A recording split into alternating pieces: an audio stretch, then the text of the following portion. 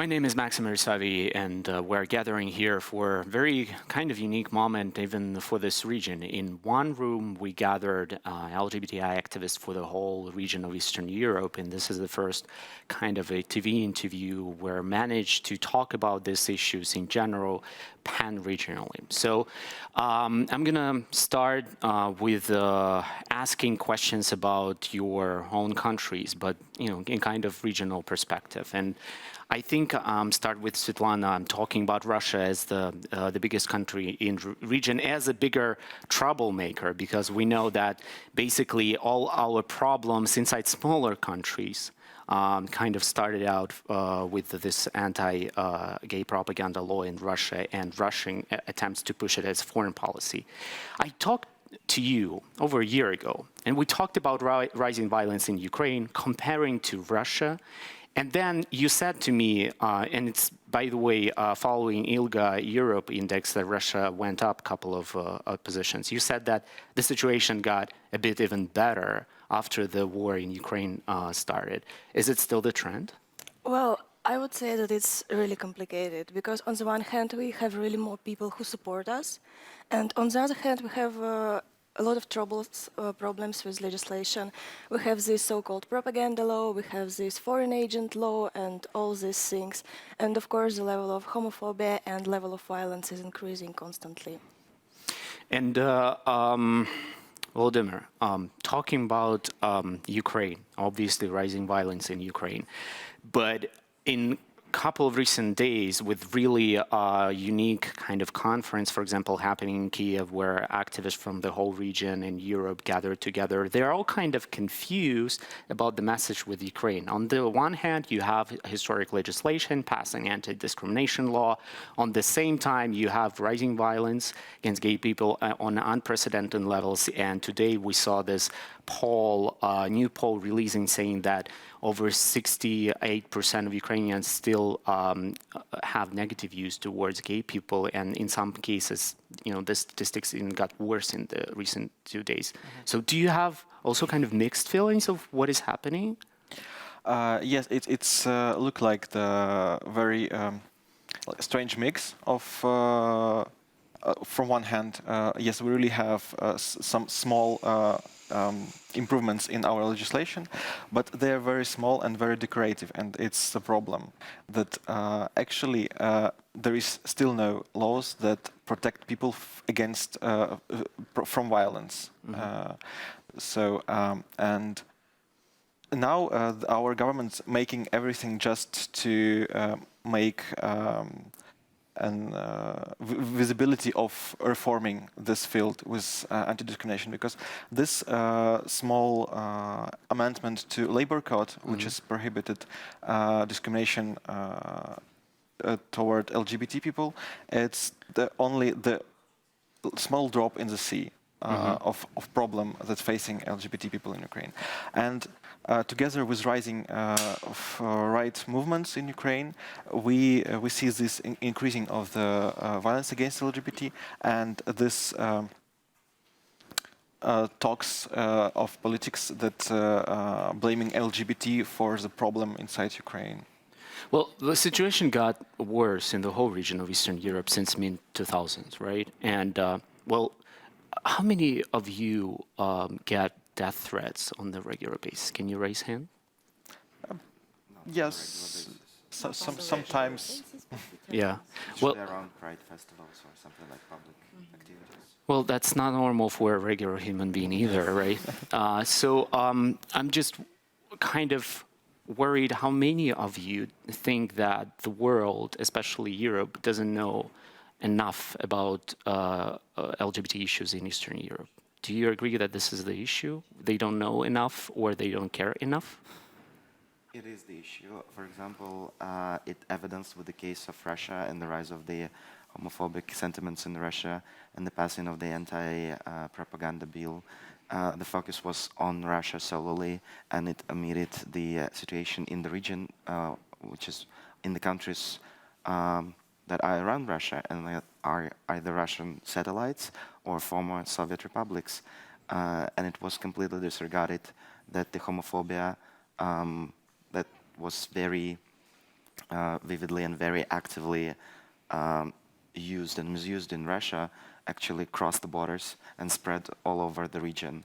Like and in we Moldova, have to for deal example. with this because we have a kind of pro-European government which is very corrupt and hijack the whole idea of European integration.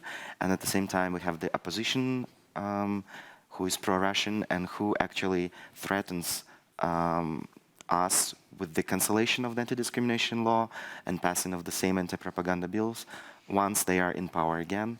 And the Moldovan Orthodox Church, which is subordinate to the Russian Orthodox Church, is the biggest voice of homophobia in the country. What do you think Moldova is going through an anti-oligarch uprising, or went through last year? But that issue wasn't even there on the display. It was the same during the Maidan revolution. The issue was economic reforms and anti-oligarch message. But then again, civil rights equality wasn't the issue. Why do you think it's not happening like in Moldova, for example? It was the same. The protest started in spring 2015. It continued throughout the year. They installed the courts on the central square. I joined the protest on the 6th of September just to see the biggest of all in this chain, to see what the messages were, just to be present in the crowd. And it was pure populism. They didn't provide any alternative. They didn't provide any strategy of how they envisioned the change. And it was clear that the issue wasn't about changing the mentality in the system. It was fighting corruption and oligarchic system, but it completely omitted human rights agenda. Mart, with Armenia and electric Iran. And this was so amazing to see that apart from Maidan revolution, then happenings in Moldova, we saw rainbow flags during electric Iran. It was, maybe a couple of times, but it was there. And some people said that LGBTI activists were involved in the process, and suddenly there was hope that maybe that's going to be an example of civil rights uprising rather than just economic one in post-Soviet country. Why it didn't happen, or is it happening? Actually, Electric Yerevan was a good space for raising the solidarity and being solidar with one another. But there has not been rainbow flags, and there has not been any flags, because people have decided that nobody is going to come there for their identity or for their cause, but rather than we are gathering to fight the goal that we all have together, the shared goal, which was like the electricity price. But from the other hand, a lot of people were on Bahramian Avenue and they were fighting for electricity price, but a lot of discourses have been opened there for discussion. Like, for example, every evening there was some sort of discussion when everybody who wanted, they could join the discussion. And firstly, it was really very hard for the government and for the police to control the movement because there has been no leaders there and nobody was taking the responsibility of doing something. But during the years, during the days when people were in a sitting strike in the street, or they were even sleeping on the street, there were some sort of leaders who appeared, and through them the government has managed to. But don't you scare that, for example, that was the main topic during the Maidan, because LGBT organizations and activists decided not to push the agenda of civil rights because, well, it's pro-European revolution. Then in the end, we will have our equality by, rejoining Europe. But that was a great mistake because during the revolution, there were no rainbow flags. People didn't see that gay people were helping out actively the revolution. And now, you can face arguments that where the hell were you during the revolution? Why should I care now about your rights? I understand that those Maidan and Electric Iran are completely different, but dynamic is the same. Yeah, actually, I agree that, but there are like some sort of places that have been occupied by certain people. Like, for example, everybody knew that in this corner of a street, like the feminists are there, and this is like the LGBT community. They identified them without even like symbols, because Armenia is a small country and Yerevan is like much smaller. If there are some people whom people identify as being a part of the LGBT community, they are so visible that everybody can recognize them. And that's a security threat, right? Yeah. Yeah, it's actually, anyway, it's the same situation that was in Kyiv during Maidan. Everybody knows our main LGBT activists, and they were at Maidan, and we have a lot of like pictures of them on Maidan, like videotapes, but still, if they're not with the LGBT symbolic, and if they're not putting themselves in agenda, people now saying that there was no LGBT supporting Maidan. Yeah, So but it's even if the people know that people are LGBT activists, so now they are not recognizing them as an LGBT activist supporting Maidan. Yeah, but it's a matter of leadership as well. If you're taking some leader role in the movement, that's really important. For example, after elected Yerevan, and like after the police with water cannons have Dispersed the protesters. After that, that was our organization, Pink Armenia, who started to do fact-finding about the cases, and we started to gather the testimonies, and also like we have opened a website for Electric Yerevan, and we were the ones who were managing that. So like to show that we are here and we have our input in everything that is going on in Armenia. That's what's important. And Electric Yerevan is not the only case. LGBT people are everywhere in all sorts of movements that is happening. Anna, I want to address the Georgia issue because, for example, for Moldova and Ukraine, they're going through similar process of integrating into a trade space. And it was for many LGBT groups and for all queer people kind of a sign that maybe because of that, we can overcome larger homophobia, because we can say like, well, you have to do that in a way to push for greater economic rights, and then we will discuss the issue. But then what is happening that now Georgian government, after getting visa-free regime with ES, is pushing a referendum that could ban same-sex marriages in the country. Don't you feel kind of that the whole process was political theatrics in a way to get this regime, and without the government caring about the issue at all? Okay, I'll just make a small correction. Yeah. So it's not about banning same-sex marriages because it's not allowed. Just because Georgian language is not gendered in and of itself, in the constitution we have no specific gender dimension of marriage. So now they want to impose that gender dimension and make marriage as a unity of man and woman. So that's the case.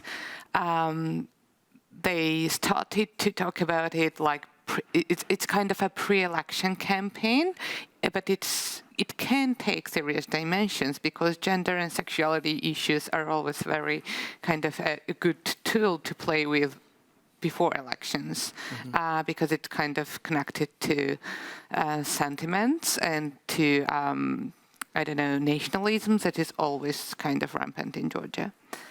So, but the thing is that we are not even given the visa-free movement now. We are still on the performing mode. We have to perform for Europe, and we have to be good. So it's kind of an ambivalent situation what's going now. And it's really kind of hilarious.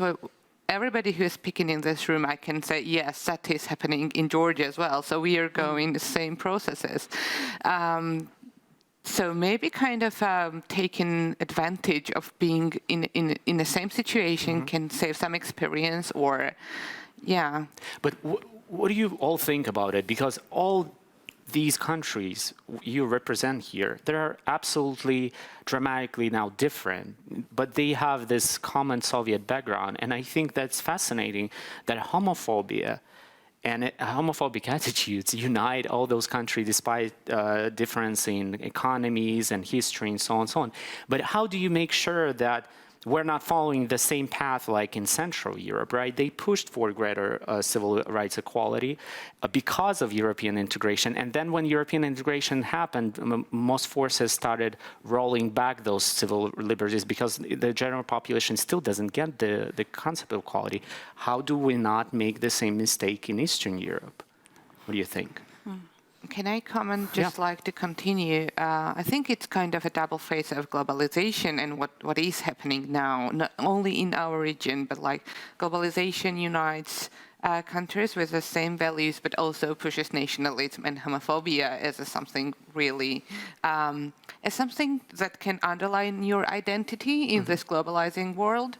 So I think Russia is using that really well, and European countries must be more concerned and attentive to all these nationalistic tendencies in the countries. So make it that are sometimes encouraged even. Yeah. I think the difference between us and the Central European countries is that they haven't been affected by the Russian or Soviet influence as much as we are. And we're still present in this media space, in the cultural space, linguistic space. And there are a lot of people in Moldova, for example, who do not speak the state language, which is Romanian, and they watch Russian TV channel. And this is the pure propaganda that is brainwashing their minds. And it's so hard to detach from this flow of information. For example, it happened in Ukraine when the Euromaidan started, but nothing similar has happened in Moldova. And people are so pro-Russian, a lot of people, and the mentality and the background is so similar and appealing to them that we also have anti-Ukrainian sentiments in the country, though we're neighbors. And it's really well, we're all talking, and I'm extremely privileged sitting here in company of, one of the bravest people in our region, just because you're brave enough to speak out and, to share your views, but also your identity. And that's the biggest problem with the region, because in Russia or Ukraine or Armenia, Georgia, Moldova, with hundreds of millions of people in the population, there are still a handful of people who are openly gay. And, basically because of security concerns. But we're talking so much about personal leadership, and then how it's important to lead by an example. It's not happening at the moment on the needed speed. How do you find, isn't it even frustrating personally for you that you're still in, a lone voice? Yes, despite being open, the whole countries are in the closet. And even our other queer people who are not activists cannot join us. I actually don't think that in Russia situation is so bad, because what really makes me happy is that so many new people come into and they join the movement. And we had this forum for LGBT activists last year, and there were 150 people, and I was really happy that I didn't know at least half of these people. So I think that all this pressure makes people come out, actually, because they don't want to take it anymore. It's also a matter of the size of the population and the country. Russia is big, Ukraine is big, there are more activists, but population-wise, we're like literally few people in the country who are out and proud and marching and fighting for the rights of everyone in the country.